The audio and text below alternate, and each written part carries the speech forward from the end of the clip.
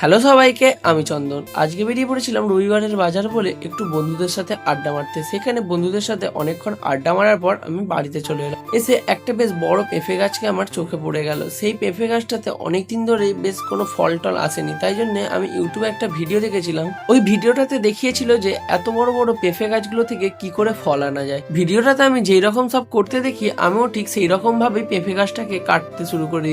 এরকম হাফ আর সমান করে কেটে নিতে হবে। ভেতরটা দেখে নিতে হবে জল টাইপের কিছু আছে নাকি। যদি থাকে তাহলে পেঁপে গাছটা খারাপ হয়ে যাবে। যদি না জল থাকে, তারপরে পেঁপে গাছটার উপরে একটা চিক কাগজ বেঁধে দিতে হবে, যাতে না এতে জল আর কোনো পোকামাকড় ঢুকে এটাকে খারাপ করে দিতে পারে। তারপর মা আমাকে বললো যে আজকে গরুটা তোকেই চান করিয়ে দিতে হবে। তারপর আর কি, আমিও লেগে পড়লাম গরুটাকে চান করানোর জন্য। গরুটার গায়ে প্রথমে সাবান মাখিয়ে দিলাম, তারপরে জালি দিয়ে যা ময়লা আছে মোটামুটি ময়লাটাকে তুলে দিয়ে গরুটাকে চান করিয়ে দিলাম। স্ট্যান্ডে যখন ফোনটা লাগিয়ে আমি আমার খাওয়ার ভিডিওটা শুট করছিলাম, হঠাৎ দেখি আমার ফোনটা স্ট্যান্ড সমেত পড়ে যায়। চলো আজকে মতো টাটা সবাইকে। সবাই জানিও কিন্তু ভিডিওটা কিরকম হয়েছে।